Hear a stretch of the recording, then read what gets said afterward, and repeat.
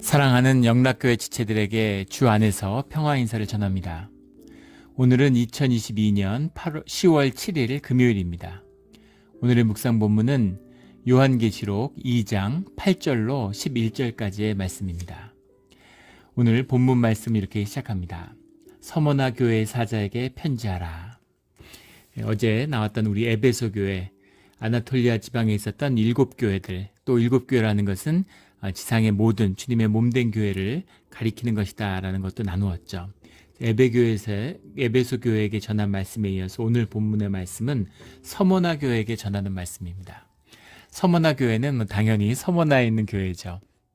아나톨리아 지역을 우리 캘리포니아 지방하고 겹쳐놓으면 우리 에베소 교회가 LA하고 해당되고, 우리 서머나 교회가 샌프란시스코에 해당되고, 또 우리 이제 그 다음에 나눌 버가모 교회가 그 세크라멘토에 해당된다. 이제 이걸 나눈 적이 있어요.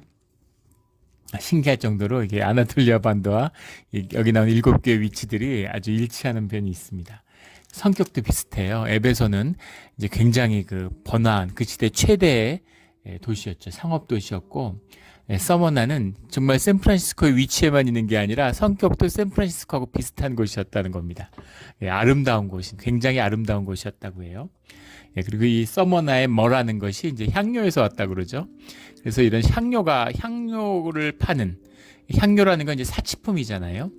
그러니까 그 굉장히 부유하면서도 무역이 흥하는 이제 그런 도시였다라는 걸 알 수 있죠. 또 서머나 교회의 특징은 유대인들이 집중적으로 모여 사는 도시였다고 그래요. 그래서 기록에 보면 서머나 인구가 뭐 한 20-30만 정도 되는, 지금은 뭐 아무것도 아니지만 그 시절에 20-30은 굉장히 큰 도시죠.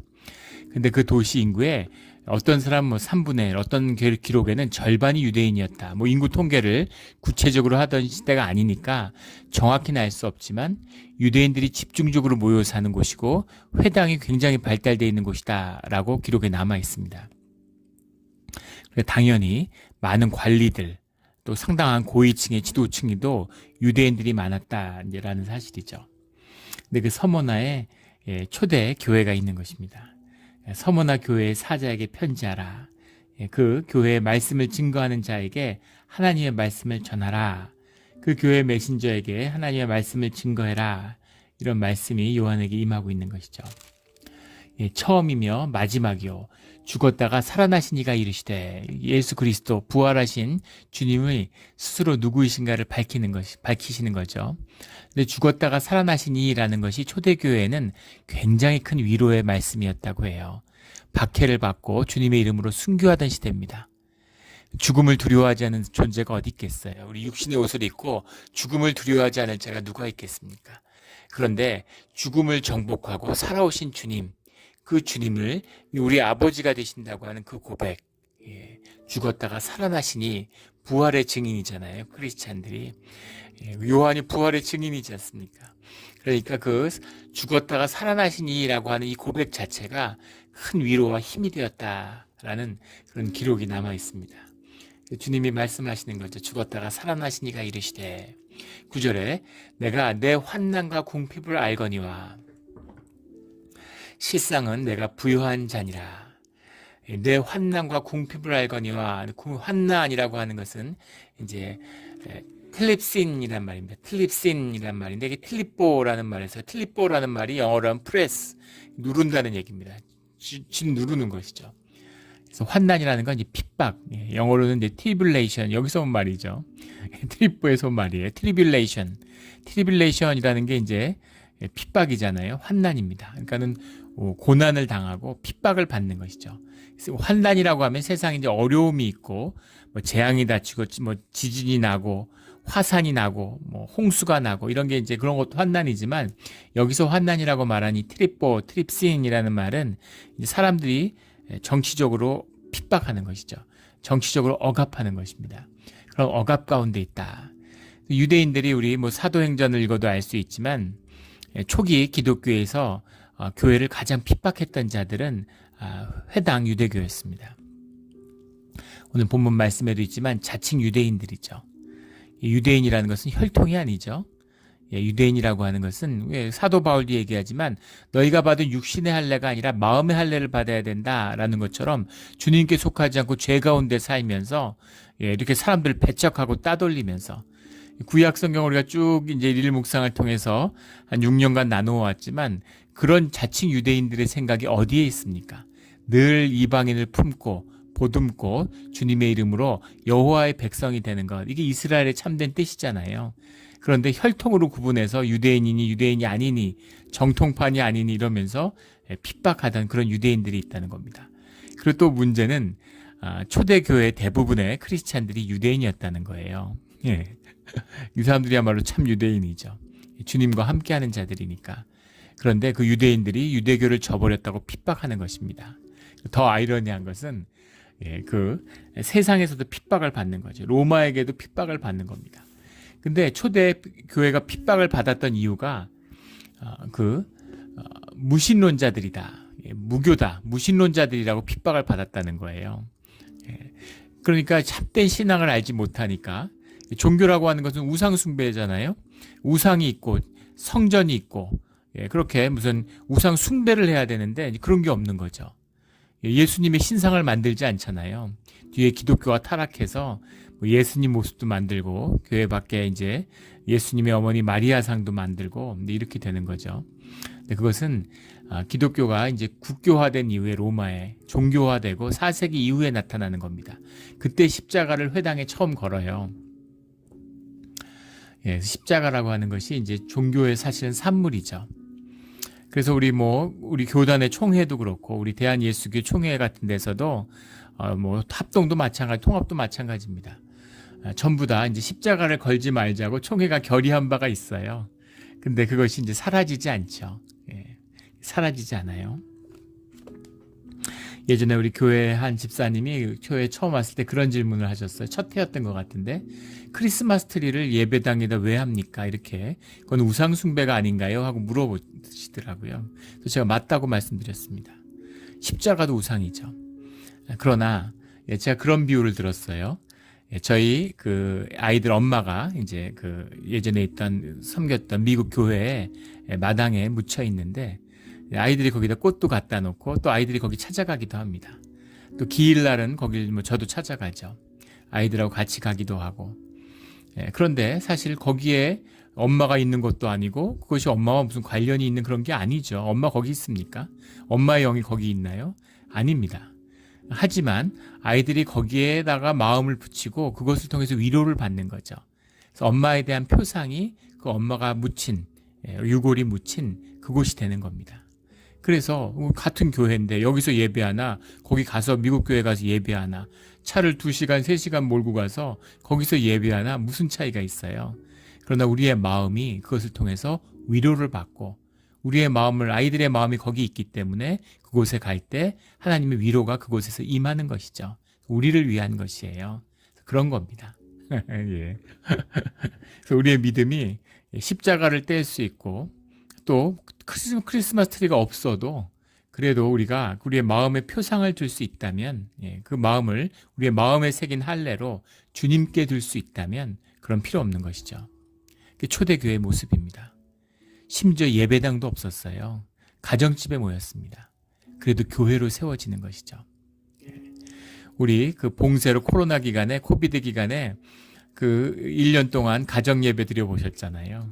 다 하나같이 그런 말씀 하세요. 처음에는 이제 그래도 경건하게 이렇게 예배를 집중해서 드리려고 했는데 뒤에 가니까 점점 흐트러지고 옷도 처음엔 딱 갖춰 입고 했는데 나중에는 막 잠옷 입고 하고 소파에, 식탁에 모여 하다가 소파에 앉아서 하게 되고, 그리고 나중에는 막 드리지 않고 모이지 않고 흐지부지 돼버리고 이렇게 돼버리더라, 이런 말씀을 하시더라고요. 이게 우리의 연약한 육신의 모습인 거죠. 그래서 우리가 예배당 가운데 같이 모여서 십자가를 걸고 예배를 드리는 겁니다. 우리를 위한 것이에요. 주님을 위한 것이 아닙니다. 그런 모습인 거죠. 근데 초대교회에서 보니까 이 사람들은 모여서 밥 먹고 찬양하고 기도하고, 무슨 제사를 드리는 것도 아니고, 유대인들은 회당을 꾸미고 거기다가 그래도 다윗의 별도 걸어놓고 무슨 7 등불도 촛대도 갖다 놓고 뭐 이런 거라도 있는데 그런 게 아무것도 없으니까 그래서 이 사람들은 신을 믿지 않는 자들이다. 입으로는 신을 믿는다고 하는데 신을 믿는 행위가 안 보이니까 신을 안 믿는다. 그래서 무신론자라고 탄압을 했다는 거예요. 참 그 아이러니한 거죠. 그것이 이제 초대교회의 모습이었습니다. 살아있는 주님과 함께하는 신앙의 공동체죠. 그걸 유지할 수 있었던 것은 이 시대의 사람들이 특별히 신실해서가 아니라 바로 환난과 궁핍 가운데 살았기 때문이에요. 그래서 주님께 깊게 의지하고 또 주님의 긍휼과 자비 가운데 살아가는 공동체가 이루어진 것이죠. 우리 에고가 중심이 되고 삶이 안일해지면 우리 신앙이 옅어지는 거죠. 참 안타까운 것입니다. 참 안타까운 것이죠. 저도 그런 것 같아요. 어려운 일 있을 때 열심히 기도하고 좋은 일 있을 때 기쁨과 감사로 주님 앞에 나오면 얼마나 좋겠습니까? 새벽 기도할 때 안 나오시던 분이 나오면 철렁해요. 가슴이. 무슨 일이 있나 이렇게. 좋은 일이 있고 감사한 일이 있고 감사할 일이 있나 뭐 좋은 경사스러운 일이 있나 이런 마음이 들어야 되는데 그럴 때는 교회를 찾지 않죠. 입시 때 되면 좋은 학교 보내달라고 막 새벽 기도 오는 분들 수없이 봤습니다. 그런데 입시가 끝나고 아이가 좋은 학교 갔다고 감사하는 마음으로 새벽 기도 나오는 분은 못 본 것 같아요. 그런 것이죠. 그런 우리의 마음입니다. 환난과 궁핍을 알거니와 환난, 트립스인이라는 건 이런 핍박을 의미하는 것이고 이 궁핍을 알거니와 궁핍이라는 건 이제 플로시스라는 말인데 궁핍은 푸토케이안이란 말입니다. 푸토케이안이란 말인데 이게 푸토케오라는 말에서 온 거죠. 푸토케이안이라는 말인데 이게 이제 영어로 하면 비거리, 뭐 to be bigger 이런 거지, 동양 이런 겁니다. 여기서 궁핍이라는 건 그냥 삶의 어려움을 이야기하는 게 아니라 실제 경제적인 어려움을 이야기하는 거예요. 서머나는 부귀한 도시였는데 서머나 교회는 굉장히 가난하고 어려운 공동체였다는 거죠. 뒤에 이제 3장에 나오게 되는 라오디게아 교회하고는 정반대죠. 라오디게아 교회는 정반대의 말씀을 들었어요. 겉으로는 풍요로운데 교회 재정이 넘치는 거죠. 그러나 그 내면이 가난한 그런 교회다 이런 말씀을 들었는데 서머난 반대로 안은 부유한데 밖이 가난한 그런 궁핍하고 환난 가운데 있는 교회다. 유대인들이 많았으니까 박해를 많이 받고 따돌림을 받고 상거래에 끼워주지 않고 우리 예전에 이란 선교사님을 뵌 적이 있는데 지금 세계에서 가장 선교가 활발한 곳이 이란이랍니다. 아이러니하죠.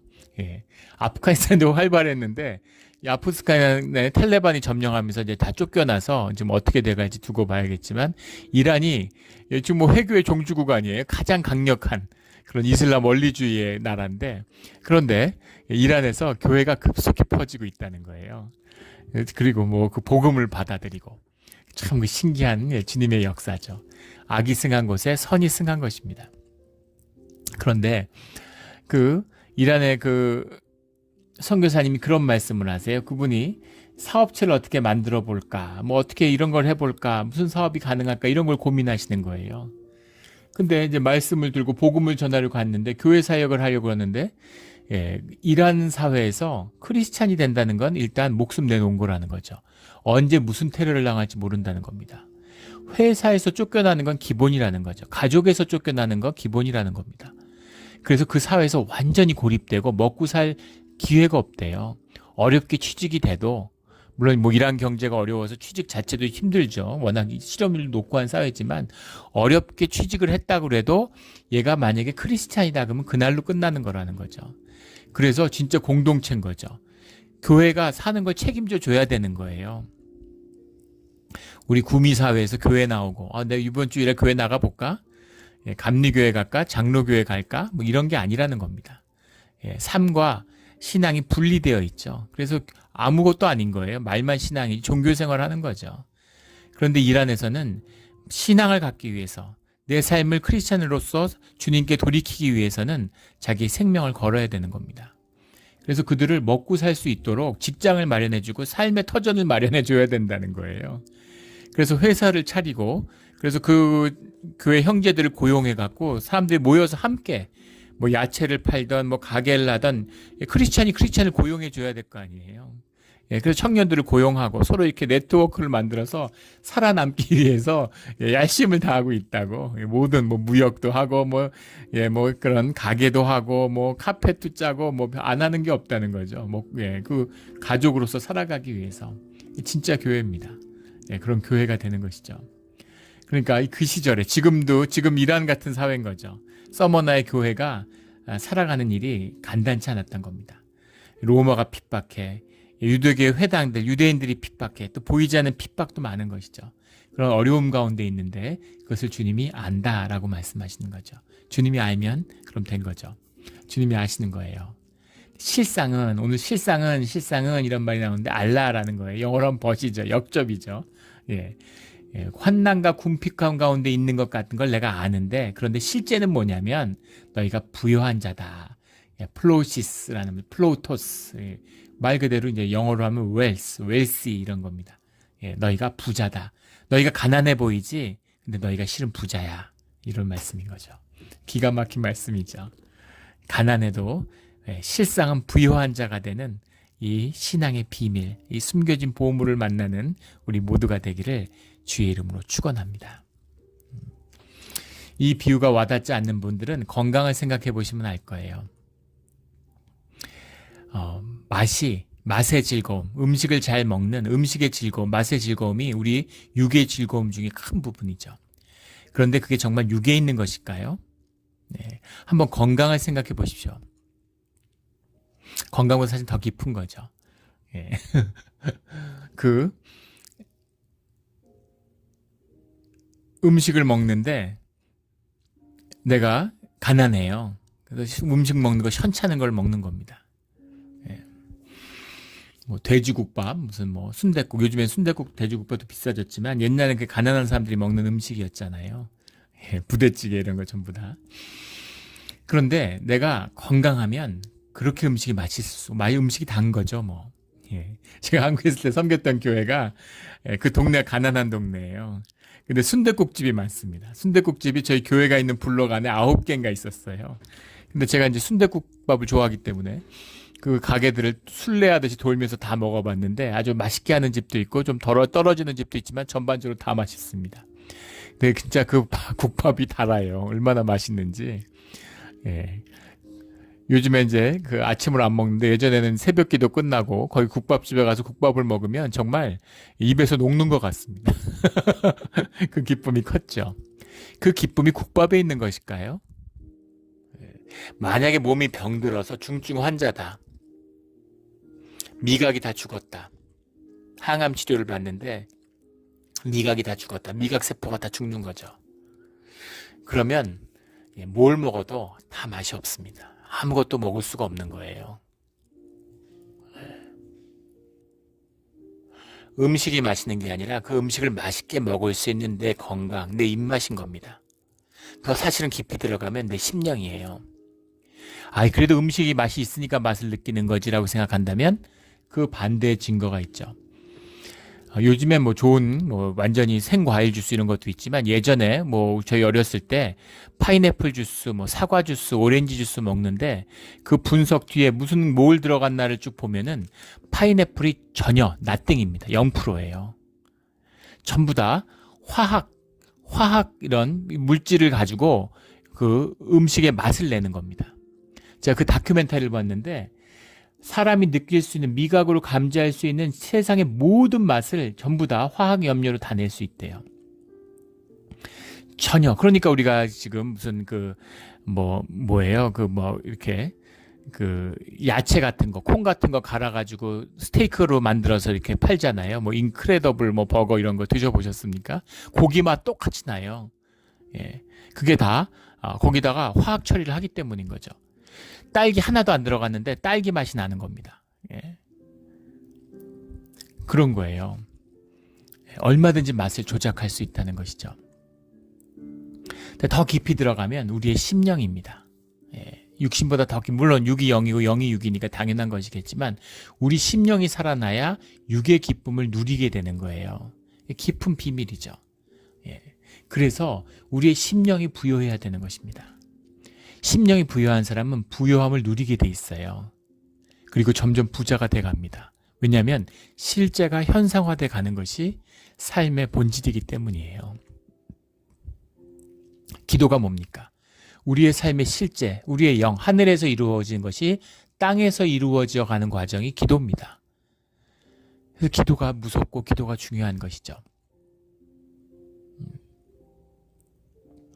제 친구 목사님이 있는데 아들이 하나예요. 근데 목사님이 뭐라 그러냐면, 아들이 25살인데 뭐 세상 눈으로 보면 번듯한 직장이 없이 그냥 백수같이 사는 거죠. 이제 뮤지션하고 뭐 가게에서 일하고 이러면서. 근데 애가 더없이 행복해요. 근데 걔가 학교 다닐 때 공부를 되게 못했습니다. 그 목사님이 뭐라 그러냐면, 어릴 때 태어났는데 아들 하나인데 매일 기도했다는 거죠. 아이가 건강하게만 자라게 해달라고, 건강하게만 자라게 해달라고 주님께 기도했는데 진짜 건강하게만 자랐다고 그렇게 얘기하더라고요. 그래서 기도가 얼마나 무서운 것인지 기도를 함부로 하면 안 되겠다고. 근데 기도를 해서 그렇게 된 게 아니라 사실은 건강하게만 자라는 그 아들의 모습에 충분히 기뻐하는 그 모습, 그 아들의 모습을 누리며 살아가고 있는 것이죠. 우리가 돈 벌게 해달라고 열심히 기도하면은 돈을 벌게 될까요? 기도가 그렇게 영험하다면. 열심히 돈을 달라고 기도하는 내 삶의 실제는 무엇입니까? 궁핍함이죠. 내가 돈이 없고 궁핍하다는 거예요. 그래서 돈을 열심히 달라고 기도를 하면 궁핍해집니다. 내 삶의 실제가 그 본질이 실제화되는 것이죠. 그게 기도의 비밀이에요. 돈 욕심이 있으면 돈을 벌게 될까요? 그럼 세상 사람 다 부자 됐겠죠. 돈 욕심이 있으면 사기꾼을 끌어당깁니다. 돈을 좋아하는 돈의 거짓을 끌어당겨요. 그래서 실제 부요함, 그 주님이 주시는 축복이죠. 삶이 부요한 자들은, 그 부요함을 누리며 살아가는 자들은 결국은 부요함을 누리며 점점 부유하게 되는 것이죠. 이것이 영의 비밀입니다. 조건과 환경이 아니라 나의 중심인 거죠. 그런데 큰 칭찬을 받았어요. 서머나 교회는 너희가 실상은 부요한 자들이다. 그 마음 가운데 그런 환난과 궁핍을 뛰어넘는 삶을 누리는 부요함의 비밀이 너희 가운데 있다라는 그 칭찬을 받는 것이죠. 이런 주님의 칭찬을 받는 귀한 보석을 심령에 감추인 그런 우리 모두와 교회가 되기를 주의 이름으로 축원합니다. 그런데 그 핍박하는 자들은 자칭 유대인이라 하는 자들의 비방도, 그들의 핍박을 주님이 아신다는 거죠. 실상은 유대인이 아니다. 유대인 동포한테 핍박받는다고 그러니까 얼마나 더 힘들었겠어요. 근데 그들은 유대인이 아니다라고 주님이 말씀하시는 거예요. 그럼 이 뜻은 뭡니까? 그들은 유대인이 아닌 것이죠. 사단의 회당이라. 무서운 말씀이죠. 민수기 14장에는 이 이스라엘의 모임이잖아요. 여호와의 회당이다 이렇게 말씀하고 있죠. 여호와의 회당. 여호와의 회당이라고 모이는데 사실은 사단의 회당인 거죠. 성전의 꼭대기에 앉아있는 사단이 예수님을 시험하잖아요. 종교의 꼭대기에는 사단이 앉아 있습니다. 사단의 회당이 되어서는 안 되는 거죠. 아름답고 성스럽고 교회 역사에서 가장 교회가 번성하고 화려하고 가장 아름다운 찬양을 울려 펴줬던 때가 16세기의 로마 교회죠. 로마 가톨릭 교회입니다. 그때가 역사상 가장 교회가 부패하고 더럽던 시절이죠. 그런데 옷은 점점 더 멋있어지고 교회는 점점 더 화려해지고 점점 더 멋진 건물을 짓고, 그리고 찬양은 뭐 정말 천사의 찬양 같은 게 나오는 거죠. 이 종교의 거짓이에요. 거짓이니까 꾸미는 거죠. 실제는 꾸밀 필요가 없잖아요. 본질을 꾸밀 필요가 없잖아요. 와이프가 남편한테 사랑받으려고 애교를 떱니까? 무슨 뭐라 그래요? 무슨 접객을 하는 무슨 종업원이라든가 또는 뭐 바람 피는 상대라든가 그러면 그러겠죠. 얻어내야 되니까. 거짓이니까. 거짓 사랑으로 꾸며야 되니까. 근데 와이프는 그 자체로서 사랑으로 가족을 이룬 거잖아요. 뭘 꾸밀 게 있습니까? 그 존재가 사랑스러운데. 자녀인데 자녀가 부모의 사랑을 받기 위해서 막 뭘 이렇게 꾸며야 되나요? 자녀로서 그 자체가 사랑스러운데 딸이 예쁘게 보이려고 화장하나요? 부모한테? 그런 거 없죠. 이런 거죠. 꾸밀 필요가 없는 것입니다. 그래서 진짜는 소박해 보이는 거예요. 세상의 눈으로 보면 진짜는 시원찮아 보이는 겁니다. 하지만 그 안에는 반짝반짝이는 보석이 숨어 있는 거죠. 우리 몬트레이 영락교회가 그런 귀한 교회가 되기를 주의 이름으로 축원합니다. 예. 여기는 또 하나의 귀한 비밀이 숨어 있어요. 굉장히 중요한 비밀입니다. 크리스찬이라고 하는 의미는 광야의 백성이 되었다라는 뜻입니다. 광야의 백성이에요. 왕국의 사람이 아니라 광야의 사람입니다. 광야의 삶이 무엇인가? 광야의 사람이라는 게 뭔가 하는 것을 가장 잘 보여주신 분이 주님이시죠. 주님이 이 땅에 오셔서 야, 신앙의 삶, 주님의 사람이라는 건 이런 것이다 라는 걸 광야의 삶으로 보여주셨죠. 눈으로 보이는 현상적인 광야에 나가 산다는 것이 아니라 주님만을 의지하며 주님의 길을 걷는 자들입니다. 눈으로 부유해 보일 수 있어요. 가난해 보일 수 있습니다. 상관없어요. 그런데 그 내면에는 주님과 함께하기 때문에 그 삶의 풍성함을 누리며 살아가는 그런 자들인 거죠. 예.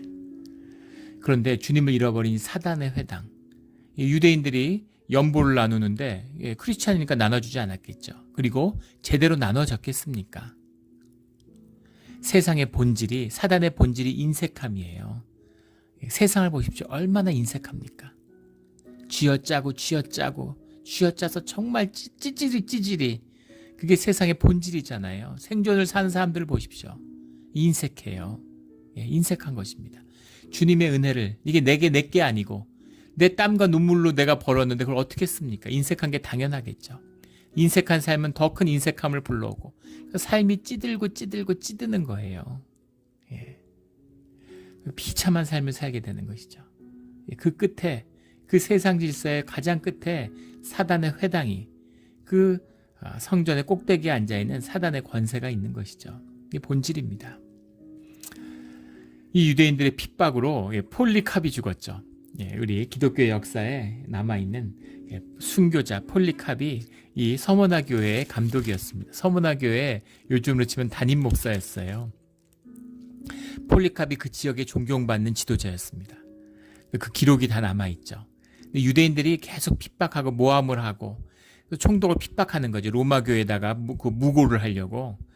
폴리캅이 그 성제 숭배를 거부하는데도 그냥 놔뒀다. 그러니까는 총독 위협을 느끼니까 이제 그 폴리캅을 유대인들에게 이제 넘겨주는 겁니다.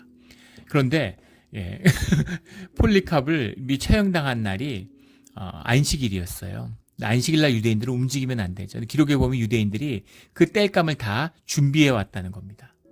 정말 실상은 유대인이 아닌 것이죠. 진짜 유대인이면 껍데기라도 진짜 그거라도 유대인이라고 한다면, 율법이라도 지키는 유대인들이라면 어떻게 안식일날 사람을 죽인다고 땔감나무를 구해오겠습니까?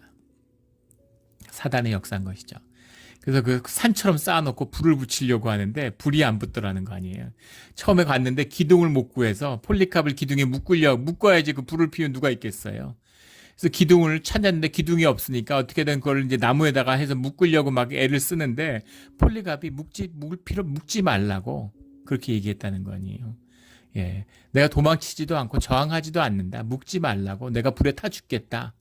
예, 주님의 뜻 가운데서 내가 주님 안에서 주님께 가는데 저항하지 않고 뭐 내가 도망가지 않으니까 걱정하지 말라고. 그래서 그 나무를 쌓아놓은 데 앉아서 불을 붙였다는 거죠. 근데 불을 붙여도 불이 안 붙더라는 거 아니에요. 계속 바람이 불고 불이 안 붙으니까, 그러니까 총독이 화형을 중지하라고 그러고 로마 병사들을 시켜서 창으로 심장을 찔러서 죽였다는 겁니다. 근데 그 당시에는 상당한 자비였다는 거예요. 심장을 창으로 찌르면 한순간에 죽잖아요. 고통을, 불로 타 죽는 게 사람이 제일 고통스럽다고 그러죠. 그래서 그 고통을 면하게 하고 한 번에 그 삶을 취했다. 이런 기록이 남아 있습니다. 이 폴리캅의 순교와 폴리캅이 섬겼던 교회가 바로 이 서머나 교회죠. 가슴이 뜨거워지잖아요. 어떤 인간이 그렇게 할 수 있겠어요? 주님이 함께하기 때문에 주님이 하시는 것이죠. 주님이 함께하시면 우리도 할 수 있습니다. 주님의 그런 임재와 은혜를 함께하는 우리 교회가 되는 줄 믿습니다. 10절에 너는 장차받을 고난을 두려워하지 말라. 볼지어다 마귀가 장차 너희 가운데에서 몇 사람을 오게 던져 시험을 받게 하리니.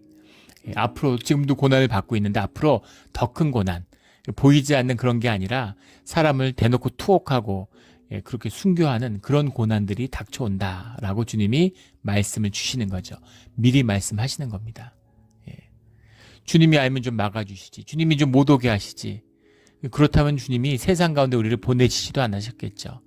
고난 가운데, 거짓 가운데, 사단이 다스리는 이 세계 가운데 믿음의 자녀를, 이 거짓의 세계 가운데 진실의 자녀를 보내는 주님의 뜻이 있다는 겁니다. 그 말씀을 미리 주시는 거죠. 고난이 있다. 그것을 견뎌내고 이겨내라. 이렇게 말씀하시는 거예요. 너희가 10일 동안 환난을 받으리라. 10일 동안의 환난이 뭘까? 이 10일의 의미가 뭘까에 대한 견해들이 있습니다. 지상의 숫자 10이기 때문에 이것이 지상에서 받을 수 있는 극한적인 고난과 핍박, 그리고 오랜 핍박을 의미하는 것이다. 이런 해석도 있고, 10일이라는 것이 잠깐 동안에 10일은 짧은 시간을 의미하는 것이다. 긴 시간이 아니다. 물론 10일이니까 땅의 숫자가 다 찬 게 10이죠. 그러니까 그 고난은 강하지만 그 기간은 짧을 것이라는 의미다. 라는 해석입니다. 둘 다 일리가 있는 해석이 있지만 짧다는 것이 맞는 의미라고 봐요. 왜냐하면 만약에 긴 시간이란 땅의 고난이니까 10인 건 맞습니다. 그러나 길다는 의미를 부여하려고 그러면 10일이 아니라 100일이라고 그랬을 거예요. 이 당시에 호칭은 10의 10이니까 100인 것이죠. 100이면 땅의 모든 숫자이기 때문에 끝없이 이어질 것 같은 고난이라는 느낌으로 긴 시간을 의미했다면 100일 동안 환난을 받았다. 이렇게 썼을 겁니다. 우리가 대한민국 만세 그러죠. 만세 그러는데 만세라는 걸 처음으로 외친 게 대한제국 때입니다. 그 전에 고려다 조선시대에는 다 천세를 외쳤어요. 그러니까 만세가 생각할 수 있는 이 지경과 세계관이 확대된 거죠. 그러니까 그 시대에는 억세, 조세 이런 거는 상상도 못하는 거죠. 이제 그런 겁니다. 이 시대에는 천이 한계인 거죠. 그리고 10과 100입니다. 천은 무한의 단위고 10과 100이 땅의 단위인 거죠. 10일 동안의 환난이라는 것은 물론 아주 극악한 핍박이지만 잠깐 동안의 환난을 의미하는 것이다. 이렇게 볼 수 있겠습니다. 내가 죽도록 충성하라. 그리하면 내가 생명의 관을 내게 주리라. 죽도록 충성하라. 이거 너무 죽도록 충성하라. 우리 임직 예배 때 죽도록 충성하라 찬송 불렀잖아요. 죽도록 충성하라. 그러면 너무 이거 격한 거 아닌가? 그런데 우리가 이미 누구나 세상 사람들이 다 죽도록 충성해요. 생존을 위해서. 이게 죽도록 충성하는 겁니다. 예전에 교단 교육 받으러 LA를 갔었는데 새벽 4시 비행기로 이제 돌아가는 분이 있어서 저는 차를 가지고 갔으니까, 여기서 갔으니까. 그래서 차로 이제 그 차를 태워드렸는데 새벽 3시에 그때쯤에 이제 가는데 그 공항 주변이나 그 도로, LA 도로가 차가 막히는 겁니다. 깜짝 놀랐어요. 새벽 3시에 차가 막히다니. 이 사람들이 지금 집에서 나온 건지 아니면 어젯밤에 나와서 아직 안 들어간 건지 좀 헷갈렸지만 사람들이 진짜 열심히 사는구나. 새벽부터 새벽에 이렇게 쫙 그 차를 몰고 그 교회 올 때 그렇게 기분이 좋죠. 그때 찬송을 들으면서 기도하면서 이제 이렇게 차를 타고 옵니다. 그러면 정말 뭐라 마음에 그 감사함과 기쁨이 있어요. 근데 그때 그 마음, 차가 없는 그 고요한 새벽에 혼자 차를 쭉 타고 오면은, 그러면은 세상은 다 잠드는데 내가 새벽을 깨우는 것 같은 이제 그런 감격이 있죠. 그런데 예전에 이제 새벽 기도를 못 오고 노회가 있어서, 우리 북쪽으로 리노에서 노회가 있어서 새벽에 출발한 적이 있습니다. 새벽 4시에 이제 101을 타고 올라가는데, 우리 여기 이제 뭐 1번이나 우리 지역 153번 뭐 이쪽은 152번 이쪽은 이제 차가 별로 없었는데 101에 나가니까 새벽 4시 반 5시인데 차들이 그렇게 많더라고요. 그래서 그 시간에 기도하러 오는 건 그렇게 힘들지만 출근하고 돈 벌러 가는 건 그렇게 사람들이 붐비는 겁니다. 기뻐서 즐거워서 그 시간에 나섰을까요? 먹고 살려고 죽도록 충성하는 것이죠. 죽도록 충성하면 세상에서 먹고 살게는 해줄게, 살아갈 숨을 쉬게 해줄게. 이게 세상의 인색함입니다. 이게 사단의 역사예요. 죽겠다고, 살기 위해서 죽겠다고 일하는 것입니다. 그런데 주님이 죽도록 충성하면 생명의 관이 있다. 생명을 위해 산다. 이겁니다. 세상을 위해 살지 말고 주님을 위해서 사는, 주님과 함께 살아가는 삶에는 생명의 관이 기다리고 있는 것이죠. 생명이에요.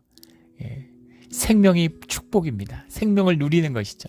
모든 비밀, 모든 축복이 우리의 육의 축복도, 땅의 축복도, 하늘의 축복도 생명이 있는 거죠. 이게 주님과 함께하는 비밀이에요. 귀 있는 자는 들을지어다. 그 복을 주신다는 거죠. 스테파논, 테스, 조에스, 조에라는 게 이제 생명이잖아요. 스테파노라는 게 이제 관인데, 이 관은 이제 면류관이죠. 올림픽 경기에서 1등하면 주는 게 이제 이 면류관을 주잖아요. 스테파논 이것입니다. 디아데마라는 게 있어요. 근데 그것도 관인데 그 왕관이죠. 왕이 쓰는 관입니다. 그런데 이 면류관이 이제 성경에 많이 나와요. 고린도전서에 가보면 썩지 않는 면류관 이런 말씀이 나오고, 디모데후서 4장 이런 데 가면 의의 면류관 이런 게 나옵니다. 데살로니가전서 2장에 가면 자랑의 면류관 이런 말이 나오고, 베드로전서에 가면 영광의 면류관 이런 말이 나옵니다. 그래서 면류관이라는 건 뭡니까? 주님의 상이 있다는 겁니다. 주님의 상급이 있어요. 주님의 뜻에 따라 주님께 충성하면, 주님의 뜻에 따라 살면 주님의 상급이 반드시 있습니다. 아멘. 이건 의심할 여지가 없어요. 내가 누리지 못하는 것 같아도 자식은 분명히 누립니다. 이 비밀, 이 관이 우리가 죽으면 주님이 우리에게 상을 주신다는 겁니다. 11절에 우리 생명의 관을 모두 다 받는 우리 신앙, 아무도 떨어지지 않는 우리 몬트레 영락교회 공동체가 되기를 주의 이름으로 축원합니다. 11절에 귀 있는 자는 성령이 교회들에게 하시는 말씀을 들을지어다. 우리 반복적으로 나오는 말씀이죠. 영이 있어서 성령이 열린 자들, 귀 없는 자가 어디 있겠어요. 그런데 그 성령의 말씀을 들은, 성령의 인치심을 받은 자들은 성령의 말씀의 뜻을 새겨 들어라 이거죠. 이기는 자는, 나왔던 말씀이죠. 1장 7절에는 니콘티라고 되어 있는데 여기는 호미콘 이렇게 되어 있습니다. 미콘티라는 건 복수죠. 이기는 자들, 크리스찬, 교회 공동체를 의미하는 건데, 여기 이기는 자라는 거는 호미콘이라는 건 바로 그 시험을 이렇게 단수로 되어 있는 거죠. 그래서 주님의 면류관을 받는 자들은 하나하나가 받는 겁니다. 교회에 면류관을 주면 교회가 면류관을 받는 게 아니라 그 상을 한 명 한 명이 받아요. 교회에 일원된 자들이. 그 의미인 거죠. 이기는 자는 둘째 사망의 해를 받지 아니하리라.